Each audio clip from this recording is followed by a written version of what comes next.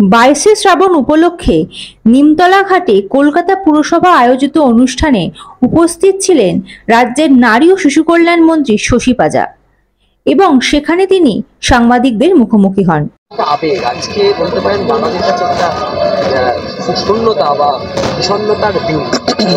বাঙালি অবাঙালি সকলেই যারা বাংলায় থাকে আজকের 22শে শ্রাবণের দিনে সকলে শ্রদ্ধা জানাচ্ছেন এবং আজকে আমরা যেখানে উপস্থিত সেই নিমতলা মহাশ্মশানের পাশে যে রবীন্দ্রনাথ কবিগুরু সৌধ, যেটা পশ্চিমবঙ্গ সরকারের পক্ষ থেকে কলকাতা পৌরসভার পক্ষ থেকে সুসজ্জিত, এই অঞ্চলটা এই জায়গাটা যথার্থভাবে সম্মান জানিয়ে কবিগুরু কোনোদিন জীবন থেকে আমাদের যায়নি, এই আবেগ নিয়ে আজকে আমরা শ্রদ্ধা জানাই এবং আপনারাও প্রত্যেকে সমবেত হয়েছেন। আজকে বিভিন্নভাবে একটা গাম্ভীর্য থাকে নিশ্চয়, তবে কবিগুরু রবীন্দ্রনাথ ঠাকুর এই দেশ এবং প্রতিবেশী আমাদের দেশ সকলেরই জাতীয় সঙ্গীত সহ আজকে কবিগুরুর অনেকগুলোই ভাবনা চিন্তা আমাদের চলে আসে।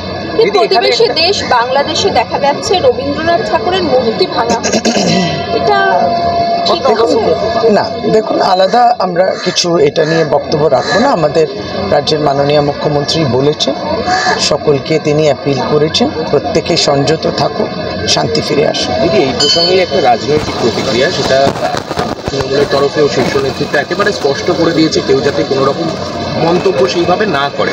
কিন্তু তার মধ্যেও শুভেন্দু অধিকারী এই শরণার্থী সমস্যা নিয়ে বারবার করে মুখ খুলছেন। তিনি বলছেন পূর্ব অভিজ্ঞতা থেকেই তো বলেছি 47-71 কি হয়েছে, সিএ কেন করা হয়েছে, সিএ এর প্রাসঙ্গিকতা উনি বারবার এই প্রসঙ্গের সাথে জড়াচ্ছেন। দেখুন, এই প্রশ্ন বলে নয়, আমাদের সর্বভারতীয় তৃণমূল কংগ্রেস, যেহেতু আপনি বললেন, সভানেত্রী কিংবা রাজ্যের মাননীয় মুখ্যমন্ত্রী অত্যন্ত দায়িত্ব নিয়ে প্রত্যেকেই তিনি তার আবেদন রেখেছেন বিধানসভা এবং বিধানসভার বাইরে। সদ্য তো আমাদের বিধানসভায় মনসুন সেশনটা এখন সাইনেডে হলো, তাতে যে আমরা সকলেই যাতে সহমর্মিতা রাখি এবং সংযত থাকি এবং গভর্নমেন্ট অফ ইন্ডিয়া যা বলবে ঠিক সেইভাবে সেই পথে চলব, এর বাইরে আর কিছু বলার নেই আলাদা।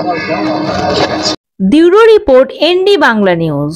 সবার আগে সব খবর, সঠিক খবর পেতে ফেসবুক পেজটি ফলো করে এবং ইউটিউব চ্যানেলটি সাবস্ক্রাইব করে রাখুন আর শেয়ার করতে ভুলবেন না।